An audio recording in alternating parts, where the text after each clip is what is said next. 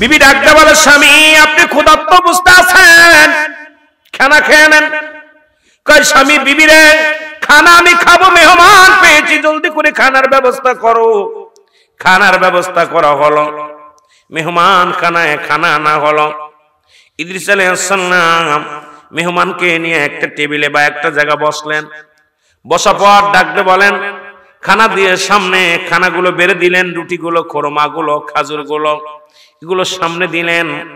ইদ্রিস আলাইহিস সালাম মেহমানকে পেয়ে খাওয়া শুরু করলেন, হাতের মধ্যে নিয়ে খানা শুরু করে দিলেন। বিবি ভিতর থেকে জানালা দিয়ে দেখে মেহমান কোনো খানা খায় না, মেহমান শুধু খানাটা নিয়ে মুখের কাছে ধরে রাখে। ভিতর থেকে বিবি ডাকতে বলে, আসসালামু আলাইকুম প্রাণের স্বামী, আপনি খানা খাইতেছেন, যাকে আপনি দাওয়াত করে আনছেন, যাকে আপনি ঘরের মধ্যে আনছেন, তিনি তো খানা খান না। তিনি দেখি মুখের কাছে খানাটা ধরে রাখছে, উনি তো কোনো খানা খায় না। ইদ্রিস আলাইহিস সালাম খানা ফেলে দিয়ে বললেন, খানাটা রেখে দিয়ে বলে, আপনি কি মেহমান? আপনি আমার উপরে মনে হয় কোনো গুসা হয়েছেন, কেন আপনি খানা খান না? আপনি খানা খান না, আপনি ধোঁকা দিয়ে আমারে খাওয়াইছেন, আপনি কেন খানা খান না?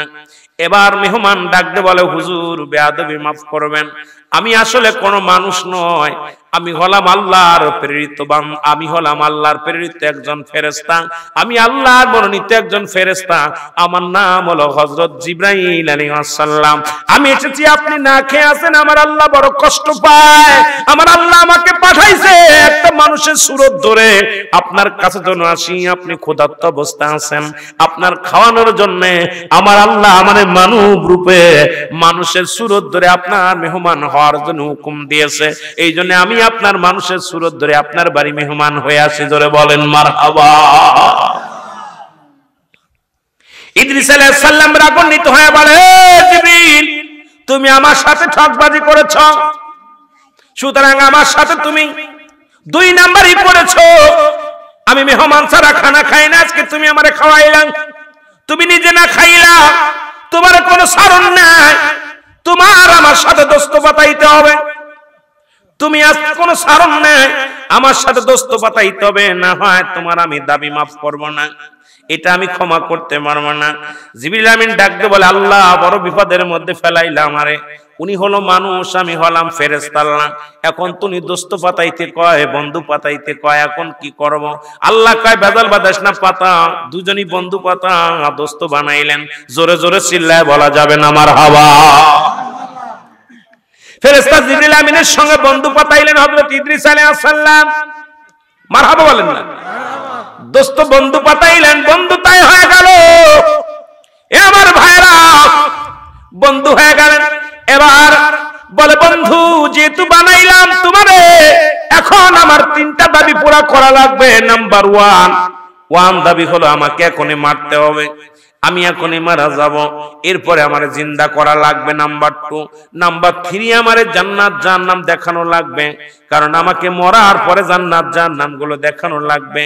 তোমাকে আমি বলতেছি, এই 3টা দাবি আমার পুরা করা লাগবে, না হয় তোমার আমি ছাড়ব না, কারণ তুমি আমারে ধোঁকা দিয়ে খাওয়াইছো।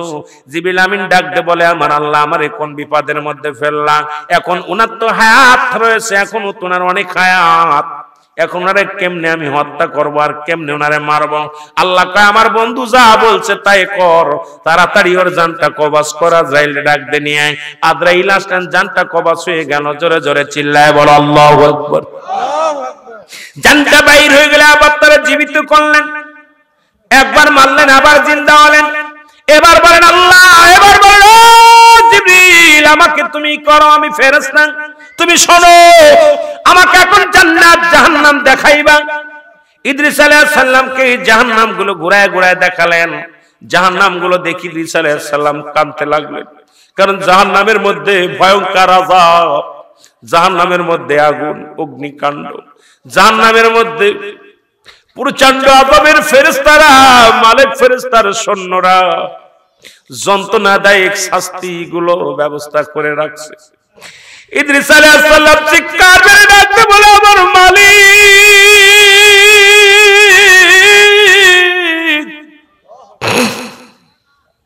তুমি যাদেরকে জাহান্নামে দিবা আল্লাহ, তারাই জাহান্নামকে কেমনে সহ্য করবে? কেমনে তারা থাকবে? জাহান্নামটা ঘুরে দেখিয়ে আসলেন। এবার জান্নাতের মধ্যে গেলেন। জান্নাতের মধ্যে যা ইদ্রিস আলাইহিস সালাম আর বাইর হয় না। ইদ্রিস আলাইহিস সালাম জান্নাতের মধ্যে আছে। আমারে আজরাইল জিবরিল আমিন ডাক দিয়ে বলে, ও বন্ধু, তুমি তো কথা দিয়েছিলে জান্নাত জাহান্নাম দেখে চলে আসবা, এখন কেন জান্নাতে যে আর আসতে চাও না? ইদ্রিস আলাইহিস সালাম কাল্লা, তুমি যে জান্নাতীদের জন্য এত বড় নিয়ামত বানাইছো আল্লাহ, এই নিয়ামত অফুরন্ত, হাকা যা হাকা যা হাকা যাওয়ানি, অনেক নিয়ামত অফুরন্ত ভান্ডার, এই ভান্ডারের কোনো শেষ নাই, এই ভান্ডার তো অতুলনীয় মাবুদ গো। তোমার এই ভান্ডার আল্লাহ, যেদিকে তাকাই সেদিকেই নিয়ামত, যেদিকে তাকাই সেদিকেই নিয়ামত। জোরে বলেন মারহাবা। আমি আর জান্নাত থেকে যাব না। ইদ্রিস আলাইহিস সালাম কে ডাকতে বলেন, কে ডাকতে বলেন? এ মুসলমান শুনে নাও, কে ডাকলেন? জিবরিল আমিন ডাকতে, দোস্ত আপনি তো বলেছিলেন দেখে চলে আসবে, এখন আসেন না কেন? এক দড়ি চলে আসলেন জান্নাত থেকে, এসে হাজিরা দিয়া আবার দৌড়ে ভিতরে চলে গেলেন। যা ভিতরে যা ইদ্রিস আলাইহিস সালামকে ডাকতে, আসেন আসেন। কার ডাকতে বলে? জিবরিল বলো, মানুষের জন্ম হয় কয়বার? কয়েকবার। মানুষের মৃত্যু হয় কয়বার? একবার। মানুষ জিন্দা হয় কয়বার? একবার। মানুষকে জান্নাতে দেয় কয়বার? কয়েকবার। তাহলে তুমি তোমার পথ দেখো, আমার পথ আমি দেখি। কারণ আমার মৃত্যু হয়েছে একবার, জন্ম হয়েছে একবার, জিন্দা হয়েছে একবার। আমি জান্নাত থেকে আর যাব না, জান্নাত থেকে আর একটা মিনিট আমি বাইরে হব না। আমার দাদু ভাইয়েরা শুনেন, এই দৃশ্য দেখলেন মাস্টার ইবলিস। কে দেখলেন? ইবলিস এবার ইদ্রিস আলাইহিস সালামের মূর্তি বানাইলেন। অনেক লম্বা ইতিহাস, এটা যদি বলি অনেক হিন্দু ভাইয়ের আবার কষ্ট পাবে, কথাগুলো না বললে নয়। সনাতন ধর্মের ভাইয়েরা শোনেন, ইদ্রিস আলাইহিস সালামের মূর্তি বানাইয়া মাস্টার ইবলিস চলে আলেন ইদ্রিস আলাইহিস সালামের বাড়িতে। বাড়িতে এসে বলে ইদ্রিস আলাইহিস সালামের ছেলেদের, কাবলাদেরকে ডাকতে বলে, ছেলেরা শোনো, বৎসরা শোনো, তোমার আব্বা জান্নাতের মধ্যে আছে, তার একটা ছায়া আমার কাছে দিয়া দিছে, এই নাও, এটা কাছ থেকে যারা ভক্তি করবা, শ্রদ্ধা করবা, ভগবান বানায়া যারা সিজদা করবা, তারা তোমার আব্বার সাথে জান্নাতে যেতে পারবা। ওই স্বর্গের মধ্যে তাদের সঙ্গে দেখা হবে, নয়তো আল্লাহ তোমাদের উপর অসন্তুষ্ট হবে, তোমার বাবা যেন অসন্তুষ্ট হবে। ওই দিন থেকে আমার সনাতন ভাইয়েরা, সনাতন ধর্ম ভাইয়েরা যারা আছেন, ওই যে কাতি পূজা শুরু করে দিল ইদ্রিস আলাইহিস সালামের মূর্তি বানাইয়া। আজও পর্যন্ত অসংখ্য মূর্তি পূজারী বাবারা আজও পর্যন্ত ইদ্রিস আলাইহিস সালামের মূর্তি বানাইয়া তারা পূজা করে। ও মুসলমান শুনে নাও, শয়তান চির শত্রু মানুষের, এরা মানুষের বন্ধু নয়। জোরে বলেন ঠিক কিনা? আমার বাবারা শোনো, এই ইদ্রিস আলাইহিস সালাম এখন জান্নাতের মধ্যে জীবিত আছে গো। এই ইদ্রিস আলাইহিস সালামকে আমার আল্লাহ ডাকতে বলে, বন্ধু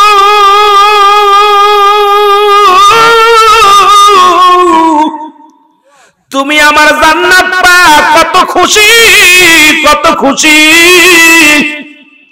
ইদ্রিস আলাইহিস সালাম বলে, আল্লাহ আপনার জান্নাতের মধ্যে অপুরন্ত ভান্ডার, অপুরন্ত দয়া, অপুরন্ত রহমতে ভরপুর আল্লাহ।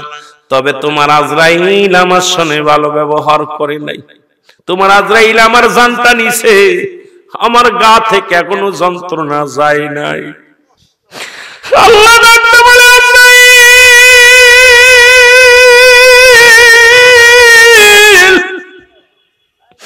জলদি যা, জলদি যা।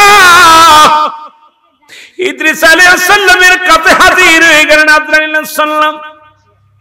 আজরাইল বলে, হুজুর আপনি কি জানতে চান? ইদ্রিস আলাইহিস সালাম বলে, আজরাইল রে, আগে বলো আমার রূহটা তুমি কেমনে বাইর করেছো?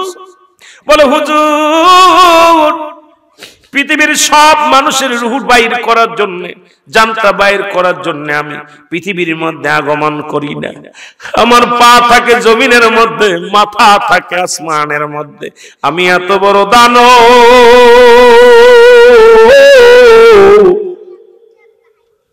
পৃথিবীর সমস্ত পানি যদি আমার মাথায় ঢেলে দেওয়া হয় রে,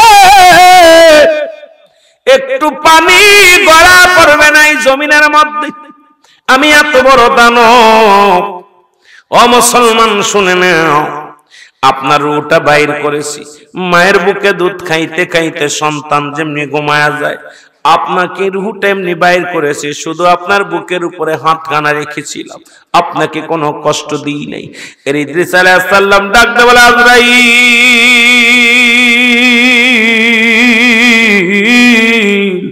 এই সহজ মৃত্যু যদি এত কঠিন হয়, তাহলে কঠিন মৃত্যুটা কত কঠিন। ও আমার ভাইয়েরা, আমার বন্ধুরা, আমরা যারা মরণের সময় পায়খানা করে দিই, প্রস্রাব করে দিই, মরণের সময় যাদের জিহ্বা বাইর হয়ে যায়, যাদের চোখ দুটি বড় বড় হয়ে যায়, তাদের মরণটা কত কঠিন হয়। জোরে জোরে বলেন ঠিক কিনা? এই আমি চলে যাব, আমায় তোমরা ভুইলা যাইও না। আমি চলে যাব, আরো জোরে বলেন, আমি চলে যাব, আমায় তোমরা ভুইলা যাইও না। আমার মরণ আসিবে কখন কেউ তো জানি না। আমার একটু জোরে জোরে চিল্লায় বলেন, বলেন, আমার মরণ আসিবে কখন কেউ তো জানি না। ডানে বামে মাটি, আমার মাটির বিছানা। ডানে বামে মাটি, এই পৃথিবী চিরদিন থাকার জায়গা নয়। অন্ধকার কবর যে তোমার আসল ঠিকানা রে মানুষ। অন্ধকার কবর যে তোমার। এই আমি চলে যাব, আমায় তোমরা ভুইলা যাইও না। আমি চলে যাব, আমায় তোমরা আমার মরণ আসিবে কখন কেউ তো জানি না। ডানে বামে মাটি, আমার মাটির বিছানা। ডানে বামে মাটি, এ দুনিয়ার মুসলমান,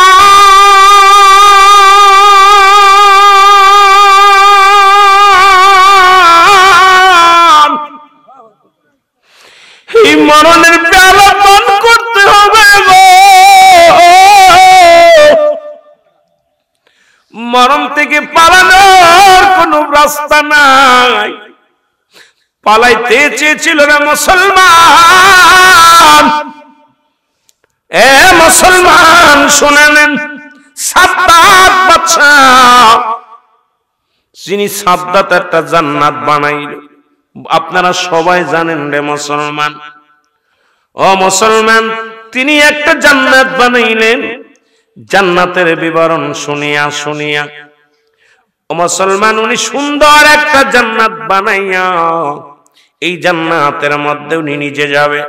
আল্লাহর জান্নাতকে প্রত্যাখ্যান করলেন যে আমি আল্লাহর বানানো জান্নাতে আমি যাব না, নিজে আমি জান্নাত বানাইয়া এই জান্নাতের মধ্যে আমি যাব।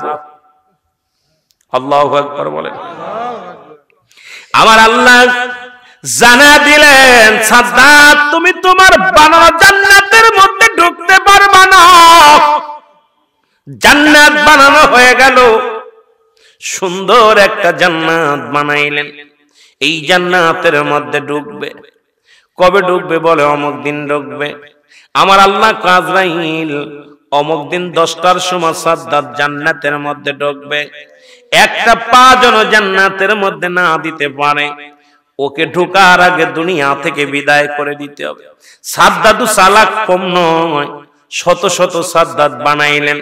জান্নাতের চারিপাশে বানাইয়া নকল সাদ্দাত বানাইয়া, নকল রুহুল আমিন সাজাইয়া, নকল রুহুল আমিন এইরকম বানাইয়া সাদ্দাত নকল জান্নাতের চারিপাশে ঘোরা রাখছে।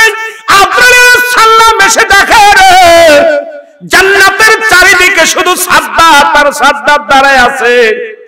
আজরাইল ডাকতে বলে, আমার মালিক, এখন তো আমি বড় বিপদের মধ্যে আছি গো আমার আল্লাহ, এখন বড় এখন বিশাল একটা ঝামেলার মধ্যে আছি। আল্লাহ আপনি বলেছেন সাদ্দাতের জানটা কবজ করতে, এখন শত শত সাদ্দাত জান্নাতের চারিপাশে দাঁড়ায় আছে, জান্নাতের গেটের মধ্যে দাঁড়ায় আছে। আসল কোনটা আমি আসলটারে পাইতেছি না, জানটা কবজ করব কারটারে আমি পাই না। আমার আল্লাহ আজরাইল দাঁড়াও, ঠিক সময় যখন হয়ে যাবে আমি হুকুম দিয়েছি যে টাইমটা, ওই টাইমটা যখন আসবে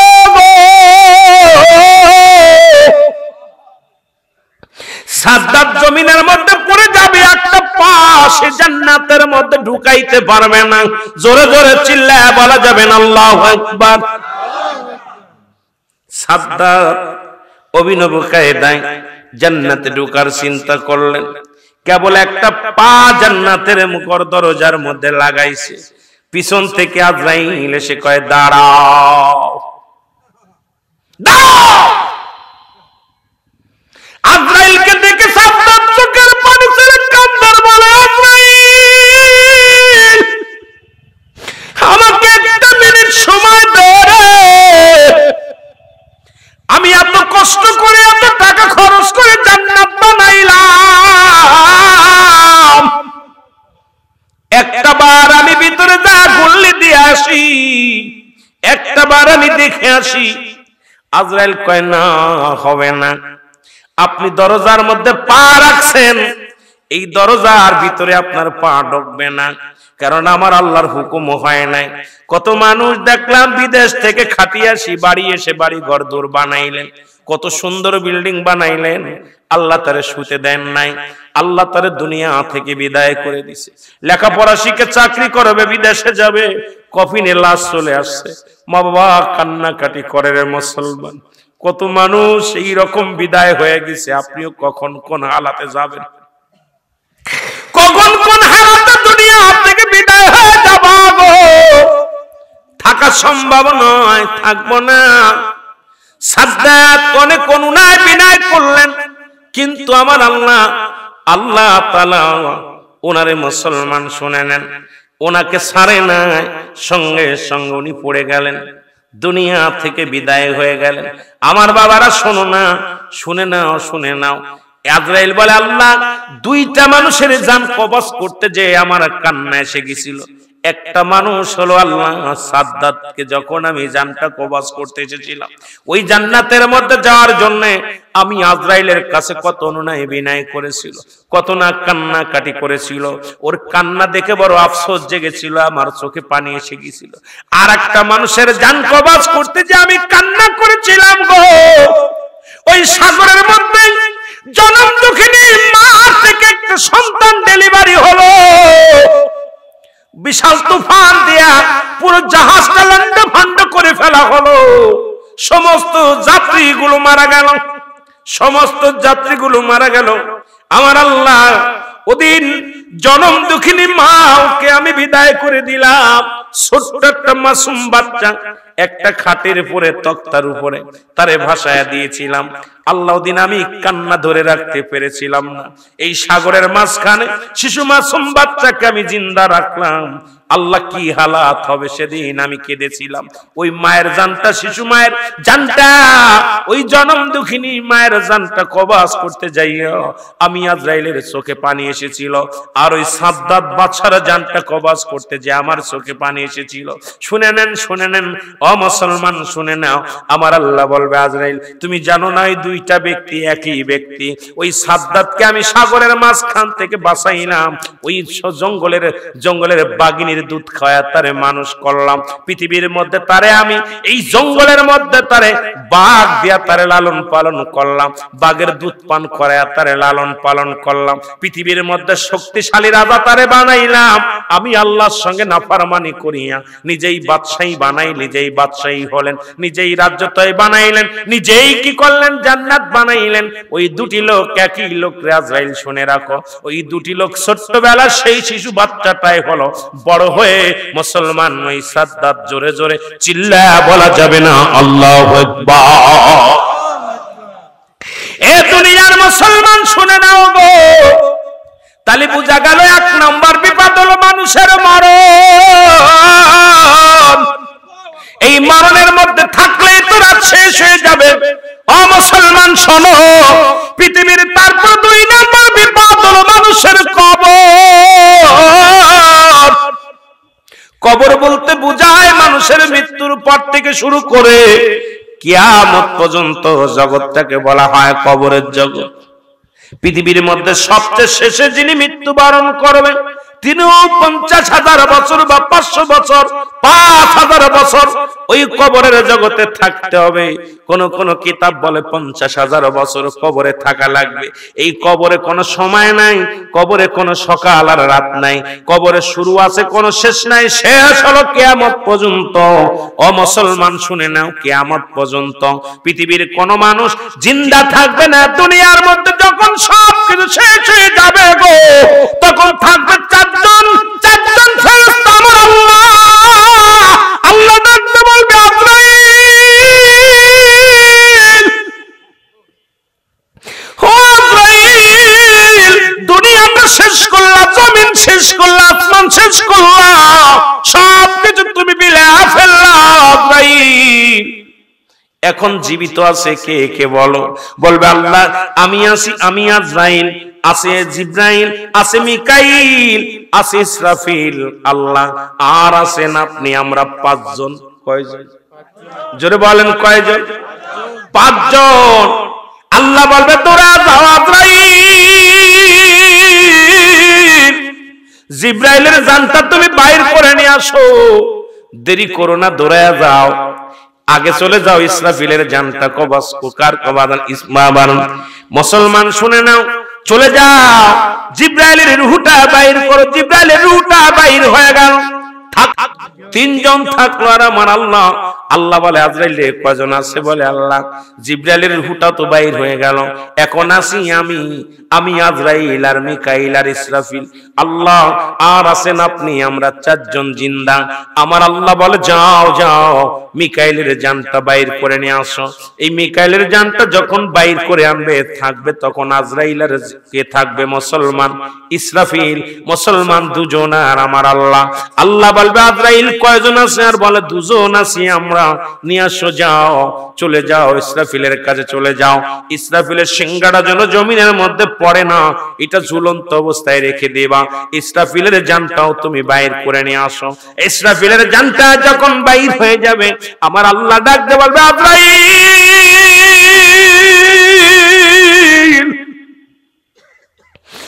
আর কজন আছে? আজরাইল বলবে আল্লাহ এখন আমি আর আপনি এই দুনিয়ার মধ্যে এখন জিন্দা আছি, আপনি আর আমি। আমার আল্লাহ বলবে আজরাইল তাহলে প্রস্তুতি নাও, তাহলে প্রস্তুতি নাও। আমি শুরুতেই বললাম স্রষ্টার মৃত্যু নাই, সৃষ্টির মৃত্যু আছে। জোরে বল ঠিক কিনা? আমার ভাইরা, আমার বন্ধুরা, আমার আজরাইল বলবে আল্লাহ কি প্রস্তুতি নেব? বলে আজরাইল তোমার রূহটা তাড়াতাড়ি দিয়ে দাও, আর দেরি করো না। আজরাইল আল্লাহ এটা কি শুনাইলেন? সবার রূহ তো আমি কবজ করলাম। আল্লাহ আসমান জমিনের নিচে যত ছিল, এই জমিনের উপরে আসমানের নিচে যত লোক ছিল, সমস্ত মাখলুকাতের রূহটা আমি বাইর করেছি। আল্লাহ এখন শুধু জিন্দা আছি আমি আজরাইল একা। আপনি আছেন স্রষ্টা, আমি হলাম সৃষ্টি। আমাকে আপনি সৃষ্টি করেছেন, স্রষ্টা হলেন আপনি, হুকুমদাতা গো আল্লাহ। এখন আমি দুনিয়ার মধ্যে জিন্দা আছি। আমার আল্লাহ বলবে আজরাইল তোমার রূহটা বাইর করে দাও। বলবে আল্লাহ আমি কেমনে এই কাজটা করব? কয় নিজের গলার মধ্যে মুখের মধ্যে হাত ঢুকায়া দাও। মুখের মধ্যে হাত ঢুকায়া দিয়া তোমার হাতে তোমার রূহটা সিনে এনে দাও। জিবরাইল বাদন আজরাইল আলাইহিস সালাম নিজের গালের মধ্যে হাতটা ঢুকায়া দিবে। এর হাতটা ঢুকায়া দিলে যখন এই পাখিটারে ধরবে, একটা চিৎকার মেরে কাঁদবে, বলে আল্লাহ আমার মালিক, এই মৃত্যু যন্ত্রণা তো কঠিন আমি আগে জানি না রে।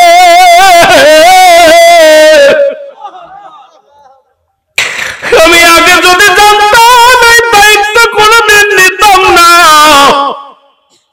কত মানুষের রূহটা বাইর করার সময় পায়খানা গেছে, কত রূহ বাইর করার সময় তাদের জিহ্বা বাইর হয়ে গেছে, কত রূহটা বাইর করার সময় অঙ্গ পড়ে গেছে, কত কষ্ট দিয়া আমি আজরাইল তাদের জানটা বাইর করেছি গো আল্লাহ। আমি আজরাইল সইতে পারি না। কিতাব প্রমাণ দেয় যদি ওই দিন আজরাইলের চিৎকার যদি দুনিয়ার মধ্যে মানুষগুলো জিন্দা থাকতো গো, এই দুনিয়ার সমস্ত মানুষের মাথাটা কি হতো? ও মুসলমান, হাত ফেল করে মারা যেত চিৎকার শুনে। এত জোরে চিৎকার মারবে আজরাইল। আল্লাহ বলবে আজরাইল কান্না করে লাভ নাই, আমার কোনো দয়া নাই, আমার কোনো মায়া নাই। আমি হুকুম দিছি তাড়াতাড়ি রুহটা দিয়ে দাও। আজরাইল রুহটা ধরে কানবে, বিনায়া বিনায়া বিনায়া বিনায়া কানবে রে। আমার আল্লাহ বলবে আজরাইল আর কান্দিস না, তোর কান্না করে দেরি করিস না, আমি হুকুম দিছি জলদি করে রুহটা দিয়া দে। আজরাইল বলবে মালিক আমি ভুল করেছিলাম, যেদিন তুমি দুনিয়াটা সৃষ্টি করার জন্য হুকুম দিয়েছিলে মাটি আনার জন্য, ওদিন গিয়েছিল সব ফেরেশতা, সেদিন ফিরে এসেছিল মাটির কান্না শুনে। মাটির কান্না শুনে সেদিন আমার দিলে মায়া হয় নাই, আপনার হুকুম তালিম করার জন্য আমি একাকার হয়ে গেছিলাম। আল্লাহ ওদিনে আমি বুঝতে পেরেছি আবারও একদিন কান্না করে লাভ হবে না, আমার বিদায় নিয়ে যাওয়া লাগবে। মুসলমান শুনে নাও, আমার আল্লাহ বলবে আজরাইল রে জলদি করে রুহটা দিয়ে দাও। আজরাইল সাল্লাল্লাহু আলাইহি রুহটা ধরে টান দিয়ে বাইর করবে। সমস্ত পায়ের মুসলমান সমস্ত শিরা উপশিরা গুলো শুকায় যাবে, রুহটা টান দিয়ে ছিঁড়ে নেবে। ছিঁড়ে আমার আল্লাহ পাকের কাছে হস্তক্ষেপ করবে। আল্লাহ পাক তখন মুসলমান যখন হুকুম দিয়ে দিবে, ইসরাফিলের ওই সিংহাসন, ওই সিংহাখানা অমুসলমান ওটা গড়ায়া গড়ায়া জমিনের মধ্যে পড়ে যাবে। সমস্ত মানুষগুলো পূর্ব দিক থেকে পশ্চিম দিকে দৌড় শুরু করে দিবে। সেদিন সব কিছু শেষ হয়ে যাবে। জোরে জোরে চিল্লায়া বলা যাবে না আল্লাহু আকবার। একটু মহব্বতের সঙ্গে দুরূদ শরীফ পড়েন আল্লাহুম্মা।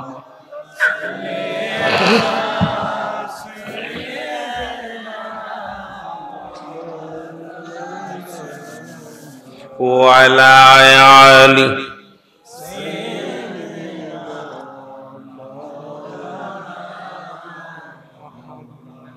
তুমি আসবে কবে দেখা দিতে এই গোলামের ঘরে গো নবীজি? আসবে কবে এই গোলামের ঘরে? তুমি আসবে কবে দেখা দিতে এই গোলামের ঘরে গো নবীজি? আসবে কবে এই গোলামের? ও নবী ও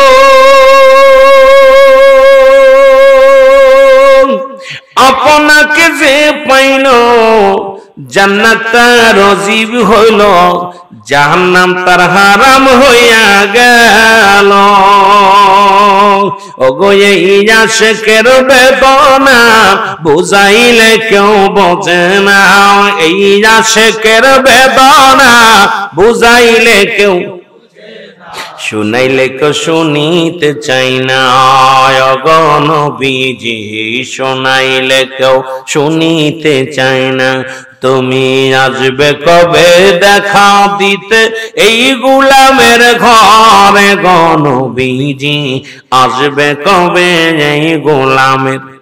একটু মহব্বতে বলেন তুমি আসবে কবে দেখা দিতে এই গোলামের ঘরে গো?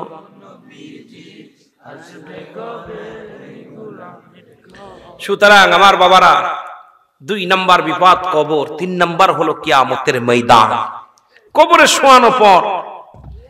শোয়ানো পর একজন ফেরেশতা আসবে, নাম তার নোমান ফেরেশতা।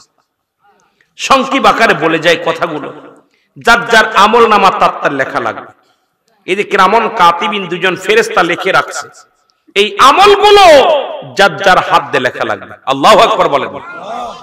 দাদু ভাই পরীক্ষার খাতায় নিজের খাতায় নিজে যেমন লেখা লাগে ঠিক তদ্রূপ যদিও নকল করা যায়, যদিও খাতা অনেক সময় আরেকজনদের লেখানো যায়। এখন কে অনেকেই আপনাদের দেশেও দেখলাম এই বছরে ইন্টারের এক ক্লাসে কয়শো ছাত্রের জন্য জীবন নষ্ট করছে প্রিন্সিপাল সাহেব, 500 ছাত্র যে পাস করাই দিবে, আসলে পরে দেখা গেছে রোল রং সব বদলে গেছে, সব ফেল করছে। এইরকম কিয়ামতের ময়দানে সালসাতারি করে লাভ হবে না। এই দুনিয়াতে সালসাতারি করবেন, ঘুষ খাবেন, সুদ খাবেন, জেনা ব্যভিচার অন্যায় করবেন, কিন্তু কবরে শোয়ার পর আপনার আমলনামা লেখা লাগবে। দুইটা ফেরেশতা আসবে, একটা ফেরেশতার নাম হলো নুমান ফেরেশতা, আর একটা ফেরেশতা আসবে মুনকার নেকির। মুনকার নেকির আসার আগে যে ফেরেশতা আসবে তার নাম হলো নুমান ফেরেশতা। উনি আইসা আপনাকে উঠাবে, জাগাবে, জাগানোর পরে দুইটা কাগজ দিবে। এই কাগজ একটা হলো বদির কাগজ, একটা হলো নেকির কাগজ। এগুলো বান্দা নেকির কাগজটা দিবে, লেখা লাগবে 80 বছর 50 বছরের জিন্দেগি মিনিটের ভিতর লেখা হয়ে যাবে। আর যেটা খারাপ কাগজ অন্যায় করবেন সেইটা উনি লিখতে যাবে। আর কাফনের কাপড় হবে আপনার কাগজ, কি হবে? কাফনের কাপড়। আর ডান হাতের শাহাদত আঙ্গুল মুবারক হবে কলম, মুখে থুতু মুবারক হবে কালি। আল্লাহু আকবার বলেন। অনেক বিস্তারিত আলোচনা, এটাকে নিয়ে বিশ্লেষণ করে আলোচনা করলে আমার আরো 1-1.5 ঘন্টা সময় যাবে, আপনাদের কষ্ট হবে। আমার দাদু ভাইরা, এই ব্যক্তি যতক্ষণ পর্যন্ত লেখা হবে না ততক্ষণ পর্যন্ত তাকে আঘাতের পর আঘাত মাস শুরু হবে, এমন পিটানো শুরু হবে। ডান দিক থেকে ধাক্কা মারবে, বাম দিকের হাড্ডিগুলো ডান দিকে চলে যাবে, ডান দিকের হাড্ডিগুলো বাম দিকে চলে যাবে। উপর থেকে চাপ দেওয়া হবে, নিচের দিকে চাপ দেওয়া হবে, মন মাটি নিচে চলে যাবে, কয়েকশো গজ মাটি নিচে আবার টান দিয়ে বাইর করা হবে। তাকে আঘাতের পর আঘাত দেওয়া হবে, যতক্ষণ পর্যন্ত লেখা হবে না তখন সারা হবে না। যখন তার আমল নামাটা নিজ হাতে লেখা হয়ে যাবে তখন বান্দার গলার মধ্যে এইভাবে লটকায় থুয়ে আফসোস করে নোমান ফেরেশতা বলবে, আহে আফসোস, আহা, তুমি দুনিয়ার 60 বছরের জিন্দেগি, 80 বছরের জিন্দেগি তুমি অবহেলায় পাঠাইছো, তোমার জন্য অপেক্ষা করতেছো ও ইদ্দাতুল কাফিরিন, ওই কাফের বেঈমান মুনাফিকদের জন্য প্রস্তুতি করতে 7টা জাহান্নাম। তুমি জাহান্নামের অধিবাসী, জাহান্নাম তোমার ঠিকানা। আফসোস করতে করতে চলে যাবে, বান্দা তুমি ভুল করেছো। আর যারা জান্নাতি তাদের জন্য শুভ সংবাদ দিয়ে দিবে, জান্নাতি উপরে আমলনামাটা থাকবে ভালো। বল বান্দা ও ইদ্দাতুল মুমিনিন, মুমিন মুত্তাকিনদের জন্য প্রস্তুতি করে রাখছে 8টা জান্নাত। সুবহানাল্লাহ বলেন না? আরো জোরে বলেন আল্লাহু আকবার। কয়টা জান্নাত? 8টা জান্নাত। আফসোস করে বলবে বান্দা, শীতের দিনে ওযু করে নামাজ পড়ছস, গোসল করছস, পবিত্রতা থাকছস, এই দুনিয়ার মধ্যে বন্দেগী করছিস, আল্লাহর জিকির করছিস, দুনিয়ার মধ্যে হারাম খাইস নাই, হালাল খাইছিস, বান্দা তুই আজকে ভাগ্যবান। 8টা জান্নাতের দরজা খোলা থাকবে, 8টা জান্নাতের নিয়ামত ওই কিয়ামত পর্যন্ত ভোগ করবে। জান্নাত থেকে ঘ্রাণ আসবে, জান্নাত থেকে খাবার আসবে, জান্নাত থেকে হুরগেলেমান আসবে, জান্নাত থেকে সুগন্ধি আসবে, জান্নাত থেকে নিয়ামতগুলো আল্লাহ পাঠিয়ে দিবে, ফেরেশতারা নিয়ে আসবে। আর জাহান্নামের ফেরেশতারা ওই অগ্নিকাণ্ড থেকে ভয়ঙ্কর আযাব যেগুলো, সেগুলো আপনার কবর পর্যন্ত পৌঁছায় দিবে। আমার ভাইয়েরা, এটা হবে কবরের জগৎ। এই জন্য আমি আপনাদের পায়ে ধরে বলে যাই, হাতে ধরে বলে যাই, এই জিন্দেগির মধ্যে সৎ পথে থাকেন যদি বাঁচতে চান, কারণ আমার আপনার জিন্দেগি কিন্তু শেষ হয়ে যাচ্ছে। ওরে জিন্দেগি তোর যায় ফাঁকি দিয়া রে সোনার আদম, নিশিতর যায় ফাঁকি দিয়া। বলেন জিন্দেগি তোর যায় ফুরা ইয়া রে সোনার আদম, নিশিতর যায় ফাঁকি। ও আদম রে, রং তামাশায় কাটাইলি, খুদার বিধান মানিলি, কবরেতে কি হবে উপায়? ও আদম রে, রং তামাশায় কাটাইলি, খোদার বিধান না মানিলি, কবরেতে কি হবে উপায়? থাকতে সময় চিনলি না, সময় গেলে আর পাবি না। থাকতে সময় চিনলি না, সময় গেলে আর পাবি না। একদিন যাবি কবর মাঝারে সোনার আদম, জিন্দেগি তোর যায় ফুরাইয়া। বলেন জিন্দেগি তোর যায় ফাঁকি দিয়া রে সোনার আদম, জিন্দেগি তোর যায় ফাঁকি। দাদু ভাই, আজকে মনে করছি কালকে করব, কাল মনে করি পশু করব, করতে করতে কিন্তু সময় স্রোতের মতো চলে যাচ্ছে। আপনার মূল্যবান সময় আপনার। ও মুসলমান, যারা সন্তানের লাশ বহন করেছেন কাঁধে, সেই জানে সন্তানের লাশটা কত ভারী। যে বাবার লাশটা কাঁধে নিয়েছে সেই জানে বাবার লাশটা কত ভারী। ওই লাশ বহনকারী ব্যক্তি জানে পৃথিবীর মধ্যে বাবা মায়ের লাশটা কত ভারী, পৃথিবীর মধ্যে ভাইয়ের লাশ কত ভারী ভাই জানে। যারা সন্তানের লাশ কাঁধে নিছে তারাই জানে সন্তানের লাশ কত ভারী। মানুষের মৃত্যু হয় দুইটা টাইমে, একটা হলো রাতের বেলা, একটা হলো দিনের বেলা। একটা হলো রাতের বেলা, একটা হলো দিনের বেলা। পালানোর কোনো ব্যবস্থা নাই, পালানোর মতো ব্যবস্থা নাই, পালানোর কোনো জায়গা নাই। পালাবে কোথায়? পৃথিবীর যে প্রান্তে থাকো না কেন, আজরাইল সময় মতো হাজির হয়ে যাবে। কার চোখ ফাঁকি দিবা? দেওয়ার মতো কোনো চেষ্টা করে লাভ নাই। পালানোর আসমানে থাকো, জমিনে থাকো, পাহাড়ে থাকো, নগরে থাকো, পালানোর কোনো জায়গা নাই। কারণ মালাকুল মউত আসবেই আসবেই, ধরা পড়তেই হবে, এর মধ্যে কোনো সন্দেহ নাই। জোরে জোরে চিল্লায়া বলা যাবে না আল্লাহু আকবার। এ মুসলমান, গভীর মনোযোগ। আল্লামা মুফতি আমজাদ আলী সাহেব একটা কিতাব লেখেন, কিতাবের নাম বাহারে শরিয়াত। এই কিতাবের মধ্যে উনি লিখতে যে বললেন, দুনিয়ার মানুষ শোনো, মানুষের সব চাইতে সহজ মৃত্যু। যে মানুষটা ঘুমের ঘরে মারা যায়, যে মানুষটা মুসলমান খানা খাইতে যে মারা যায়, নামাজ আদায় করতে যে মারা যায়, তাদের মৃত্যুটা হলো 70টা তাজা উটের গায়ের চামড়া জবাই না করিয়া উল্টো দিকে টান দিয়া লবণ আর মরিচ লাগা দিলে যতটুক যন্ত্রণা হয়, এর চাইতে 70 গুণ যন্ত্রণা হলো একটা সাধারণ মৃত্যুরে। মুসলমান, আমরা যারা মরণের সময় পায়খানা করে দিই রে, মরণের সময় প্রস্রাব করে দিই, মরণের সময় জিহ্বাটা বড় হয়ে যায়, মরণের সময় চোখ দুটি বড় বড় হয়ে যায়, মরণের সময় একটা অঙ্গ পড়ে যায়। ও মুসলমান, গালটা বেঁকা হয়ে যায়, মুখটা বেঁকা হয়ে যায়, জিহ্বাটা এক হাত বাইর হয়ে যায়। তাদের মরণটা কত কঠিন!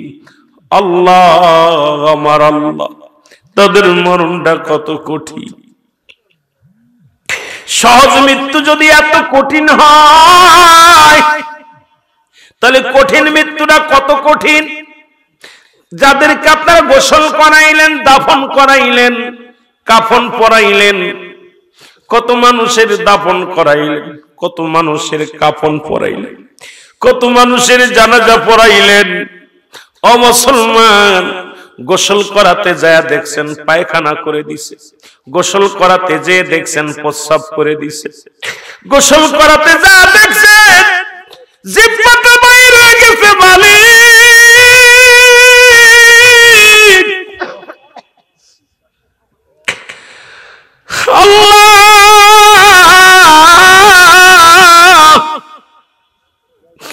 যাদেরকে চিরবিদায় করে দিলাম, এদের কত মানুষের কত কষ্ট দিয়ে তাদের জানটা বাইর করেছে।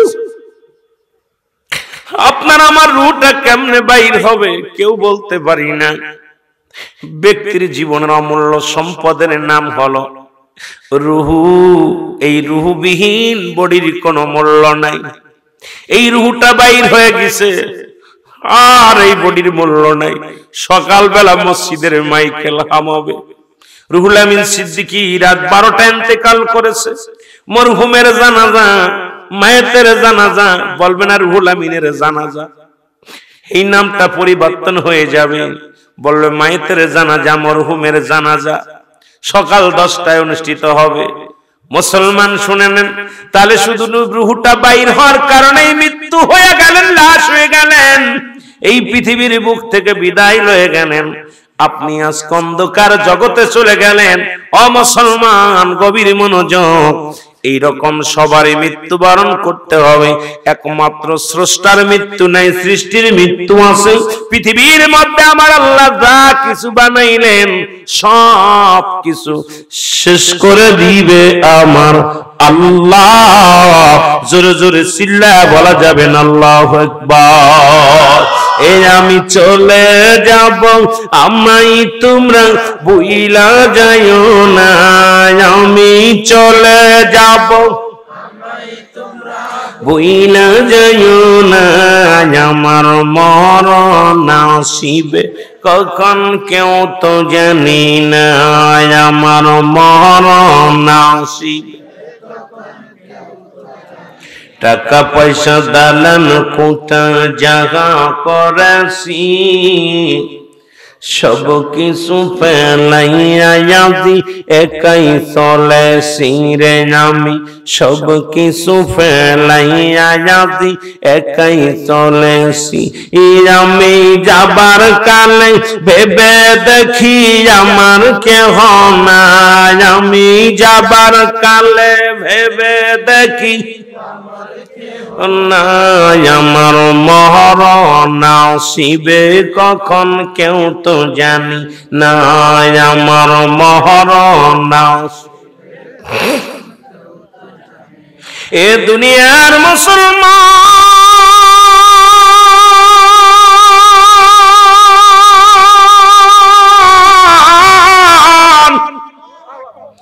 কত রাজা, কত বাদশা, কত টাকাওয়ালা, কত বাড়িওয়ালা গো, এই জমিনের মধ্যে যাদের ভয় এলাকার মানুষগুলো থরথর করে কাঁপত, যাদের ভয়ে কথা বলতো না, আজকে তারা কোথায়? তারা সবাই কবরের জগতে শুয়ে আছে। ওই কবরের উপরে দিয়ে কুত্তা ছেলে পায়খানা করে, কবর থেকে খেদানোর মতো ক্ষমতা আল্লাহ দেয় নাই, ঠিক কিনা? মাতবারের যন্ত্রণায় এলাকার মানুষগুলো চলতে পারত না। জোয়ারদার গোষ্ঠীর অবস্থা ছিল কঠিন, বিশ্বাস গোষ্ঠীর অবস্থা ছিল কঠিন। লাঠিয়াল বাহিনী ছিল, টাকার গরম দেখাইতো, ক্ষমতার দাপট দেখাইতো। আজকে তারা কোথায়? তারা দুনিয়া থেকে বিদায় হয়ে গেছে। ওই কবর উপরে দিয়ে কুত্তা ছেলে পায়খানা করে, মুসলমান গরু ছাগলে ঘাস খায়। কবর থেকে খেদানোর মতো ক্ষমতা নাই, কথা বলার মতো ক্ষমতা নাই। আজকে এত মস্তানি করলা, এতটা কার জন্য তুমি মস্তানি করো? কার জন্য তুমি নেতামি করো? কার জন্য তুমি ঘুষ খাও? কার জন্য সুদ খাও? কার জন্য এত বাড়াবাড়ি করো গো? পৃথিবীর কেউ তোমার না, কেউ তোমার নয়। সুতরাং এই দুনিয়ার মিশে দুনিয়ার পিছে পড়িয়া জীবনটাকে বরবাদ করো না, আমার মাওলার গোলামি করো। ওই দুনিয়া থেকে নয়, আখিরাতের বাদশা হওয়ার জন্য। যদি আখিরাতে যদি কামিয়াব হতে চাও, আখিরাতে যদি আল্লাহর জান্নাত পেতে চাও, এই দুনিয়ার মুখে লাথি মেরে দাও। দুনিয়া দুনিয়া বাদ দাও রে মুসলমান। দুনিয়ায় তোমার আঁকড়ে ধরবে, দুনিয়া ছেড়ে দিয়ে যখন তুমি মাওলার প্রেমে পড়ে যাবে গো, এই দুনিয়ার সব ত্যাগ করে আমার মাওলার প্রেমে পড়ে যাবে গো। তুমি দুনিয়া আখিরাত দুইটাই কামাই করতে পারবা রে মুসলমান। এই জন্য আমি আপনাদেরকে বলে যাই, নিঃশ্বাসের বিশ্বাস নাই, কখন যেন মালাকুল মউত আসে ধরা পড়ে যাও। আল্লাহ ওই মরণের আগে একবার বোঝার তৌফিক দান করো, আমরা যেন ঈমান নিয়ে মরতে পারি, আমল নিয়ে মরতে পারি। জোরে জোরে চিল্লায়া বলা যাবে না আল্লাহু আকবার। আমি চলে যাব আমায় তোমরা ভুইলা যাইও না আমি চলে যাব যাইও না আমার মরণ আসিবে কখন কেউ তো জানি না আমার মরণ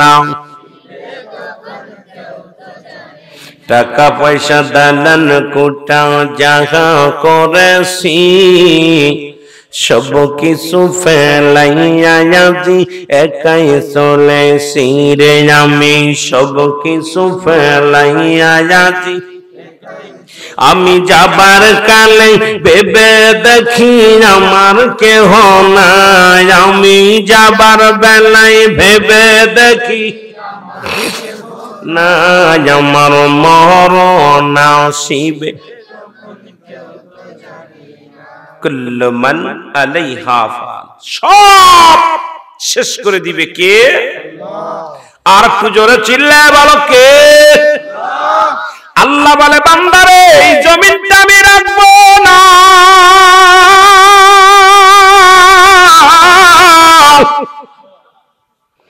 যে জমিনের জন্য মারামারি হাঙ্গামা শুরু করছো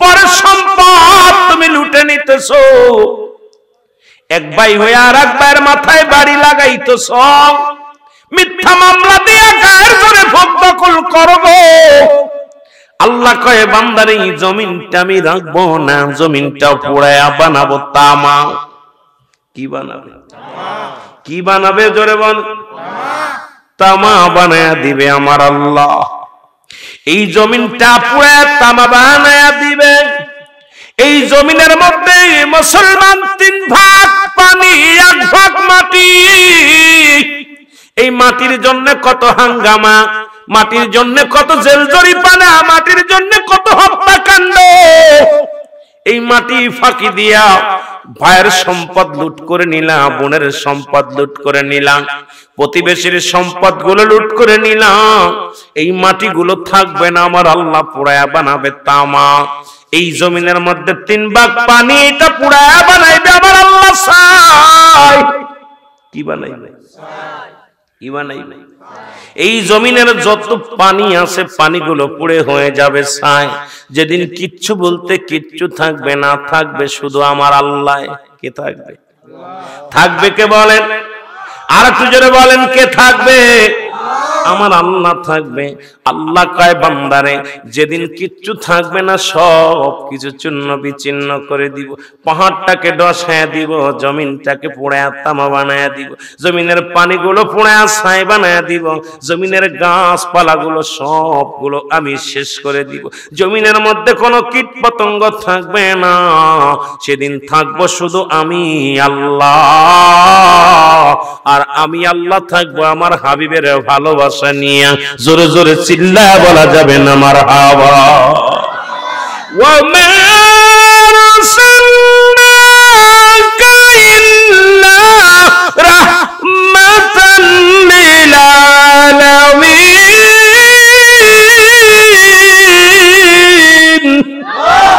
আল্লাহ কয় সেদিন থাকবো আমার হাবিবের ভালোবাসা নিয়ে যিনি হলো রব্বুল আলামিন আর রাহমাতাল লিল আলামিন আল্লাহ থাকবে আমার নবীর ভালোবাসা নিয়ে আমরাও থাকতে চাই সুন্নিরা নবীর ভালোবাসা নিয়ে জোরে বলেন ঠিক কি না এর পাইলে নিরা লাই গো নবী পাইলে নিরা নাই বলো পাইলে নিরা ওরে গই চরণ ধুলি নাকতাম গায়ে চরণ ধুলি মাখতাম গায়ে সুমাইতাম পাই পাইলে নিরালাই গো নবী পাইলে নিরালাই বলো পাইলে এর মনের কথা কইতাম আমরা মনের কথা কইতাম আমরা কদম তলায় পাইলে নিরালাই গো নবী আরো জোরে বলেন পাইলে নিরালাই গো নবী আপনি আছেন মদিনাতে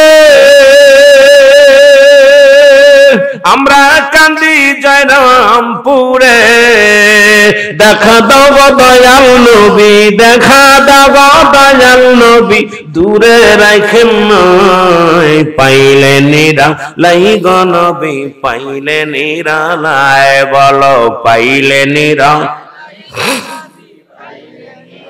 এর মনের কথা কইতাম আমি, মনের ব্যথা কইতাম আমি, কদম তলায়, পাইলে নিরা। আরো জোরে বলেন পাইলে নিরা। আশিকের মনে ব্যথা কবে পাবো আপনাই দেখা নবী, আশিকের মনের ব্যথা কবে পাবো আপনাই দেখা, দয়া করে দিয়েন দেখা, দূরে রাখেন না, বলেন দয়া করে দিয়েন দেখা, দূরে রাখেন না, পাইলে নিরা। আরো জোরে বলেন পাইলে নিরালাই গো নবী। এর মনের কথা কইতাম আমি, মনের ব্যথা কইতাম আমি, কদম তলায়, পাইলে নিরা। রহমতের কান্ডারি তুমি,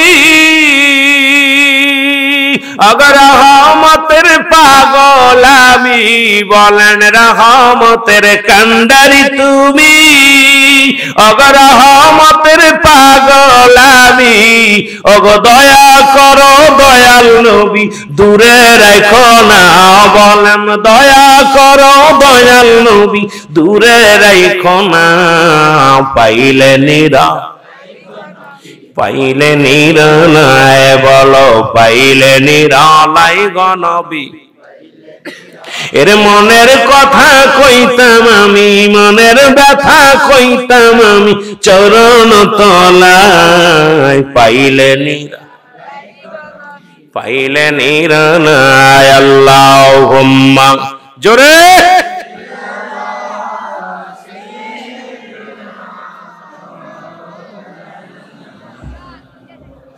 वाला अली सय्यदना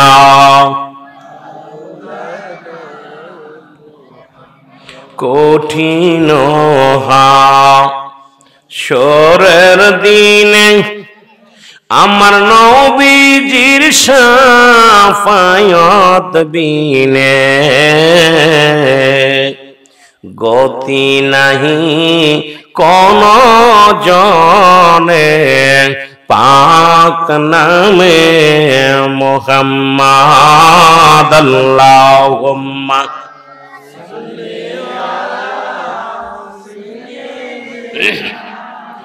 मौलाना मुहम्मद वाला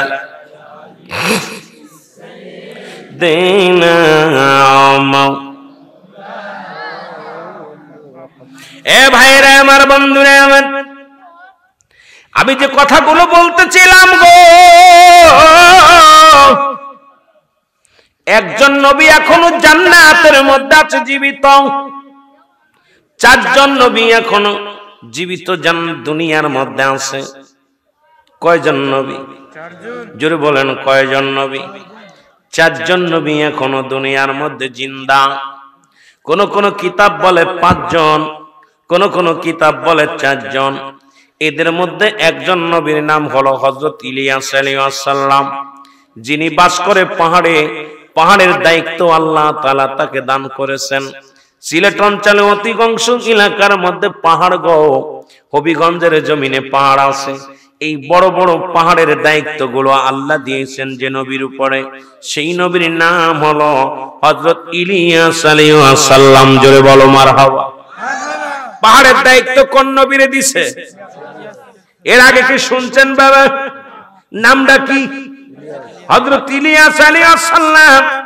যাকে আল্লাহ তাআলা পাহাড়ের দায়িত্ব দিয়েছেন কিসের দায়িত্ব জোরে বলেন কিসের দায়িত্ব পাহাড়ের দায়িত্ব দিয়েছেন পানির দায়িত্ব দিয়েছেন একজন নবীরে যার নাম হলো হযরত খিজির আলাইহিস সালাম আল্লাহ তাআলা যে দায়িত্ব তারে অর্পণ করেছেন সেই দায়িত্ব নিয়ে উনি আছেন সেই নবীর নাম হলো হযরত মুসলমান কি নাম? হযরত খিজির আলাইহিস সালাম। একজন নবী আমার নবীর উম্মত হয়ে আসবেন, নামটা জানা আছে? নামটা কি? মারহাবা, নামটা কি? আখির নবী রাহমাতুল লিল আলামিনের উম্মত হইয়া, আমার আপনার মতো উম্মত হইয়া এই দুনিয়ার মধ্যে আগমন করবেন। যিনি আফসোস করেছিল, আমার আল্লাহ আমাকে আপনি নবী বানাইছেন, আমি ঈসা ইবনে মরিয়ম নবী হতে চাই না গো আল্লাহ, আমাকে আপনি লয়ে যান।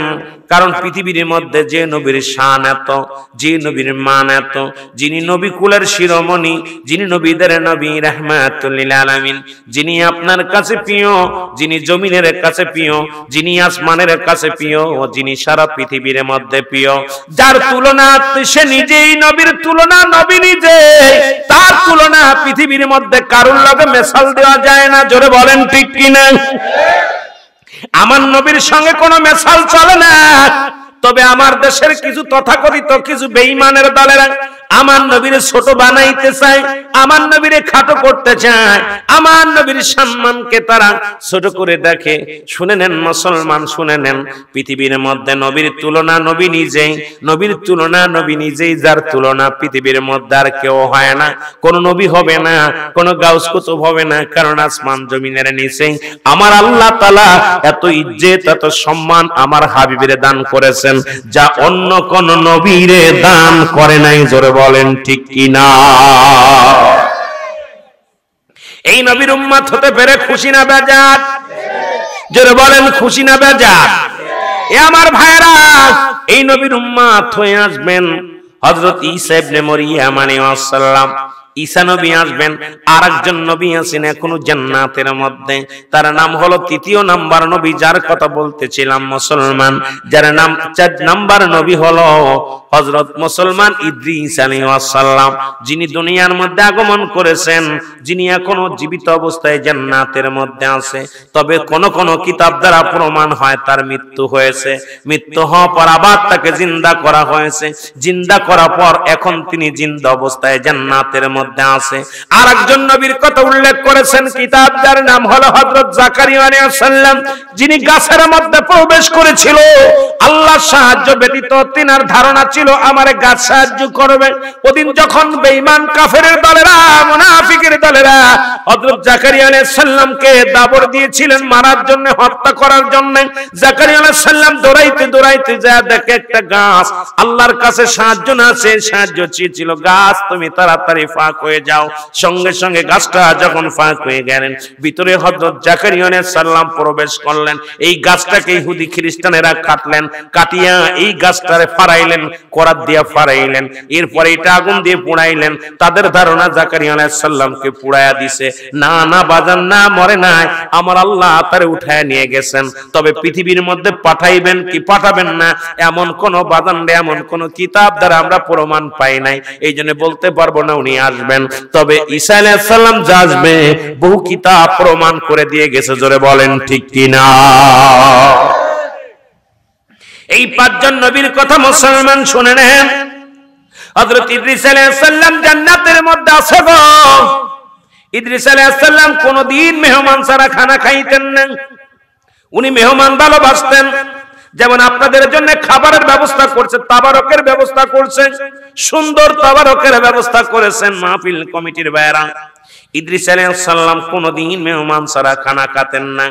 কারণ মেহমান পাইলে ইদ্রিস আলাইহিস সালামের একটা সুন্নাত, বেশি যত মেহমান খাওয়াবেন, মেহমানদের ভালোবাসবেন।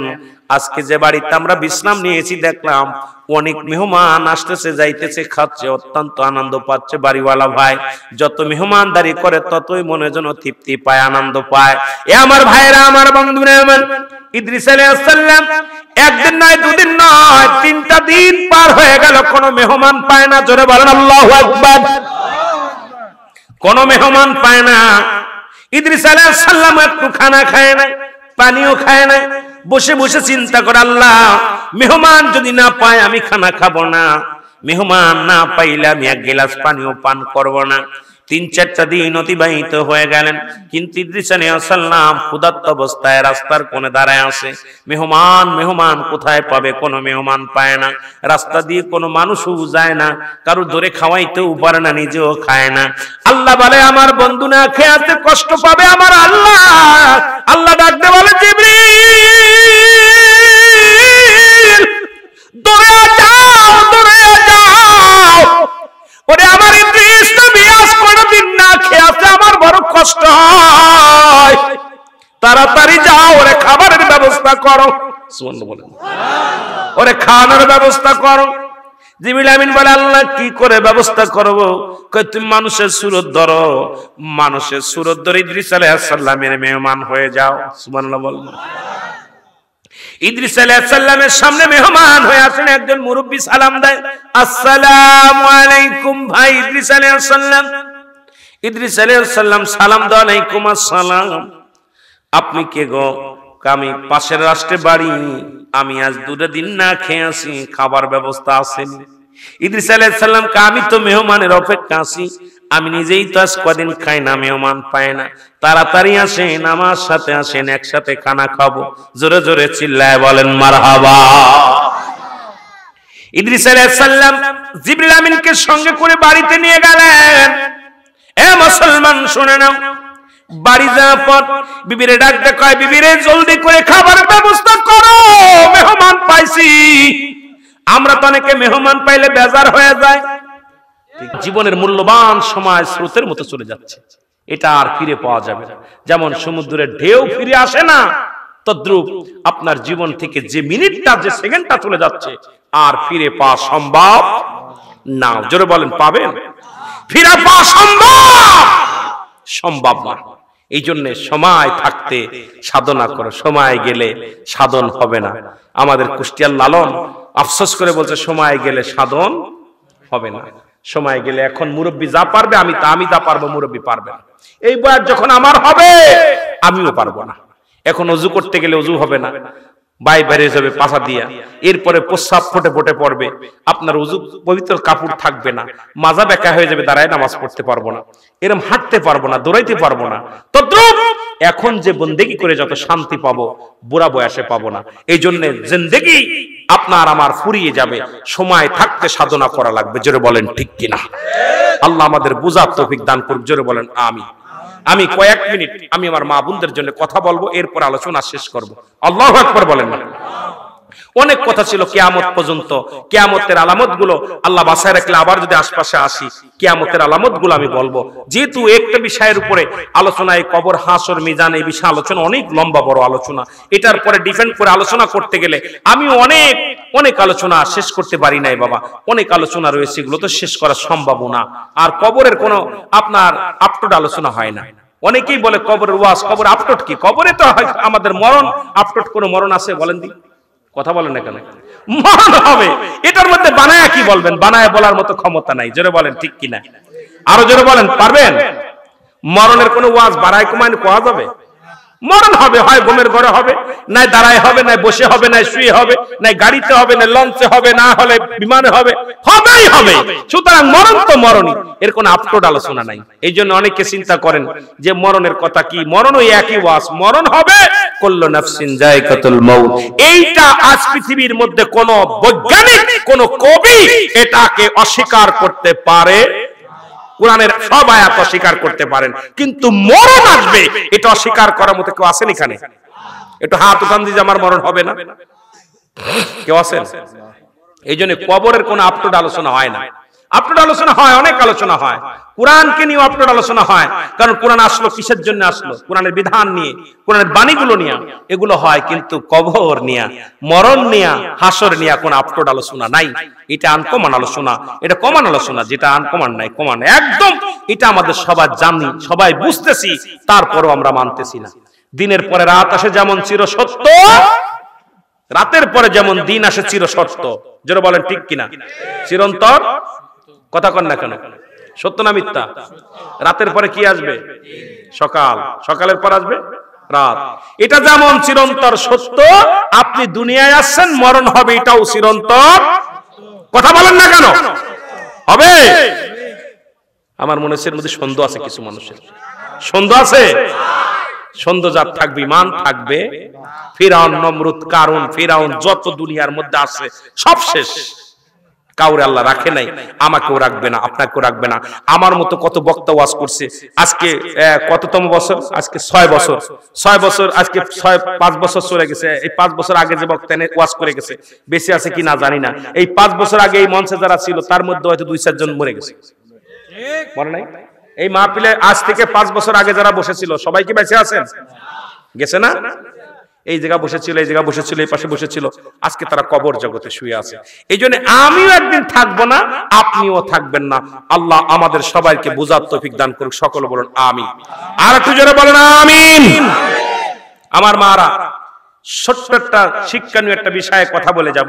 আমার মারা, শিক্ষণীয় একটা বিষয়, চিরন্ত সত্য একটা ঘটনা। একজন রাজা, আমি একটা গল্প করে যাই, গল্পটা করার পরে আলোচনা শেষ করব। আলোচনা, একজন রাজার 4 জন বিবি। কয়জন বিবি? যারা বলেন কয় বিবি? 4 জন বিবি। বড় বিবি, মেজ বিবি, সেজে বিবি, ছোট বিবি। কিন্তু বড় বিবির চেহারা সুরত ভালো না। আমার মারা ওয়াজটা শুনবেন ভালো করে। বড় বিবির চেহারা সুরত তত ভালো না, শ্যামলা আকার, উসলাম্বাও বেশি ভালো না। কিন্তু রাজা মশাই অত্যন্ত ভালোবাসে ওই বিবিকে, বড় বিবিকে। আরো 3 জন বিবি আছে, তাদেরকে এত প্রচন্ড ভালোবাসে না। তাদের চেহারা সুরত অনেক ভালো, অনেক ভালো। এখন রানী প্রতিদিন ওই 3 বিবি রাজাকে বলে যে আমাদের তো চেহারা সুরত ভালো, দেখতে শুনতে ভালো, আমাদের রূপগুণ ভালো, আমাদের জৈবন বয়স, অল্প বয়স, কিন্তু আপনি আমাদের চাইতে বড় বিবিরে ভালোবাসেন, বড় বিবির ভিতরে পাইছেন, বড় বিবির প্রশংসা করেন, বড় বিবিকে সম্মান করেন বেশি। রাজা শুধু এড়ে চলে যায়। রাজা বলে আমি তোমাদের প্রশ্নের জবাব আজকে দিব না, সময় মতো দিব। সুবহানাল্লাহ বলেন না? মারা বলবো ওয়াজটা শুনবেন, বেশি অনেক লম্বা, 1-1.5 ঘন্টা লাগবে ওয়াজটা করতে, আমি 5-6 মিনিটই বলে দিব আলোচনাটা। এটা একটা শিক্ষণীয় বিষয়, সুন্দর একটা আলোচনা। আলোচনাটা আমি আপনাদের অল্প করে দিয়ে যাচ্ছি। এবার রাজা মশাই উনি ওনার বিবি, সব বিবির সম্মান করে, ভালোবাসে, ছোট বিবিদেরকেও সম্মান করে, ভালোবাসে, বড় বিবিকেও সম্মান করে, ভালোবাসে। কিন্তু ছোট 3 জন বিবি, এরা ছোট 3 রানী প্রচন্ড ক্ষিপ্ত হয়ে গেলেন। কি আমরা এত ভালোবাসি, কিন্তু আমাদের রূপ জৈবন ভালো, কিন্তু রাজা আমাদের প্রতি এত আকৃষ্ট না, কিন্তু বড় বিবিকে ভালোবাসে। হঠাৎ একদিন 3 বিবি এসে রাজার কাছে প্রশ্ন করলেন, রাজা মশাই আপনি, আমি আপনাদের রানী, ছোট রানী, মেজ রানী, সেজ রানী, কিন্তু এমন কি রূপগুণ আছে, এমন কি গুণাগুণ আছে আপনার বড় বিবির মধ্যে, বড় রানীর মধ্যে, যাকে আপনি অনেক শ্রদ্ধা করেন, ভালোবাসেন, সম্মান করেন, কারণটা কি? বলেন আমি তোমাদের জবাব আজকে দিব না, আগামী শুক্রবারে দিব। শুক্রবার আসলো, রাজা রাজমহলে বসে আছে। হঠাৎ করে পৌরিয়ারকে রাজকোষা থেকে সোনা দানা জোহর যা ছিল, রূপা, সব কিছু আনতে বললেন, তোমরা নিয়ে আসো। সব আনা পর সামনে রেখে দিলেন। 3 বিবি, 3 রানী ছুটে চলে আসলেন রাজার কাছে, বললেন আজকে তোমাদের একটা প্রশ্নের জবাব দিব, তবে তোমাদের তার আগে আমি একটা সুযোগ দিব। সুযোগটা তোমার বড় গিন্নিকেও ডাক দাও, আমার বড় গিন্নিকেও ডাক দাও। 4 রানী চলে আসলেন। 4 রানী 4 জন দাঁড়ায় গেলেন। রাজা বললেন আজকে তোমাদের সুযোগ হলো, আমার রাজকোষা থেকে যে স্বর্ণ অলংকার, সোনা দানা যেগুলো আনছি, আজকে তোমরা যে যেটা চাবা সে সেটা পাবা। এটা হলো তোমাদের সুযোগ। এই সুযোগ আমি সবসময় দিব না, আমি এরপরেই প্রশ্নের জবাব দিতে যাব। কিন্তু তোমাদের কাছে আমার একটা দাবি, যে যেটা ধরবা সে সেটা পাবা, কিন্তু যেটার ভিতর হাত দেবা ওইটাই তোমার হয়ে যাবে। সুন্দর করে সবাই, যে 3 রানী, একজন যে সোনার ভিতর হাত দিলেন, একজন হীরার ভিতর হাত দিলেন, আরেকজন যে বালাখানার ভিতর হাত দিলেন। বড় রানী দাঁড়ায় রইলেন।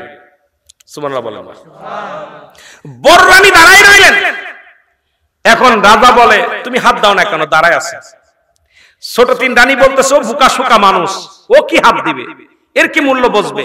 আজকে এত বড় সুযোগ, এই সুযোগ সবসময় আসবে না। যেহেতু আজকে রাজা মন থেকে বলতেছে, রাজমহল থেকে যে যা চাবে সেটাই পাবে। বড় রানী আস্তে আস্তে করে যে রাজার ঘাড়ের উপরে হাত দিছে। সুবহানাল্লাহ বলেন। আর একটু জোরে বলেন। রাজার ঘাড়ের ভিতরে বলতেছে, এখন বলছে যে তুমি কি চাইছো? স্বর্ণ। তুমি চাইছো হীরা। তুমি কি চাইছো? এটা সব। বড় বিবিকে বলতেছে রানী তুমি আমারে ধরলে, কয় হ্যাঁ আমি আপনাকে চাই। পৃথিবীর মধ্যে আপনি যদি আমার হয়ে যান পৃথিবীর সবই তো আমার, সুতরাং আপনি আমার, সবই আমার। আপনি যদি আমার না হন কিচ্ছু আমার প্রয়োজন নাই। জোরে বলেন সুবহানাল্লাহ, আরো জোরে বলেন। রাজা বললেন, আমার তিন রানী তোমরা কান খুলে শোনো, ভালো করে কান খুলে শোনো। আমি কেন আমার বড় রানীকে ভালোবাসতাম? সে আমার দুনিয়ার কোনো লালসিত ছিল না, দুনিয়ার কোনো লোভ লালসার ভিতর ছিল না। আমি তার স্বামী, আমাকে এত শ্রদ্ধা করত, সম্মান করত, আমাকে ভালোবাসতো, যে আমি তাকে এই জন্য তাকে সম্মান করতাম, ভালোবাসতাম। যে পৃথিবীর মধ্যে স্বামীকে এত শ্রদ্ধা করত, স্বামীকে এত ভালোবাসতো, সে দুনিয়ার মুখাপেক্ষী ছিল না, আর স্বামীর জন্যই পাগল ছিল। এই জন্য আমি আমার মা বোনদের বলতে যাই, দুনিয়ার মুখাপেক্ষী হয়েন না, আপনার স্বামীর প্রতি শ্রদ্ধাশীল হন। কোন আলেমের প্রতি না, কোন মৌলবীর প্রতি না, আপনার স্বামীর খেদমত করবেন, আপনার স্বামীকে ভালোবাসবেন। তিনটা আমল করলে জান্নাতে যাবেন। নাম্বার ওয়ান 5 ওয়াক্ত নামাজ, ফরজ নামাজ এবং ফরজ রোজা, এটা আমার আমল করবেন। যখন কোন মা বোন আপনাদের ঋতুবর্তী হবেন, হায়েজ আসবেন, সঙ্গে সঙ্গে নামাজ এবং রোজা ছেড়ে দিবেন। যখন আবার পবিত্র হবেন, ফরজ কাজা রোজাগুলো আদায় করবেন, ফরজ কোন নামাজ আদায় করা লাগবে না, ফরজ রোজাগুলো আদায় করবেন। নাম্বার 2 স্বামীর খেদমত, নাম্বার 3 পর্দা। এই তিনটা আমল যদি করতে পারেন, আপনার স্বামীর আগে জান্নাতে চলে যাবেন। সুতরাং বেশি ওয়াজ নয়, আপনার স্বামীর প্রতি শ্রদ্ধাশীল হবেন। কোন মৌলবী যত ছলনা কলনা দিক, কোন মৌলবীকে দেখা শরীয়তের বিধান অনুযায়ী যাদেরকে বিয়ে করা হারাম, তাদের দেখা দেওয়া জায়েজ, যাদেরকে বিয়ে করা জায়েজ তাদের সঙ্গে দেখা করা হারাম, হারাম, হারাম। আমি মা বোনদের বলে যাই, মা গো, তোমাদের ইজ্জত অনেক। যেমন বাংলাদেশের জাতীয় পাখির নাম কি? দোয়েল। জাতীয় পাখির নাম কি? জোরে বলেন, নাম কি? দোয়েল জানে না তার মর্যাদা। যদি মর্যাদা জানতো, সে জীবনে ওই ময়লার পরে বসতো না। সে ঘরের ঢালায় বসে বলতো, আমার পা ধোয়াই দে, খাবার দে। আমার মাদের কত দাম মারা জানে না। আমার মারা ওলিদের মা, নবীদের মা, আলেমদের মা, ওলামাদের মা, হাফেজ সাহেবের মা, কারি সাহেবের মা, ইমাম সাহেবের মা, তাদের শ্রদ্ধা, তাদের মর্যাদা যে কত বড় এরা জানে না। এই জন্য আমার মাদের বলি, আপনারা স্বামীর খেদমত করেন, আল্লাহ আপনাদেরকে হেফাজত করুক। পর্দায় থাকবেন, 5 ওয়াক্ত সালাত আদায় করবেন, স্বামীর প্রতি অগাধ ভালোবাসা অর্জন করবেন। স্বামী যদি আপনার ছোট হয় বয়সে, তাকেও সম্মান করবেন। আপনার সাথে বয়সে বড় হলেও আপনি তাকে সম্মান করবেন। এই জন্য রাসূল আকরাম সাল্লাল্লাহু আলাইহি সাল্লামের বয়স যখন 25, আম্মা জান খাদিজাতুল কুবরার বয়স ছিল তখন 40। কত বছর?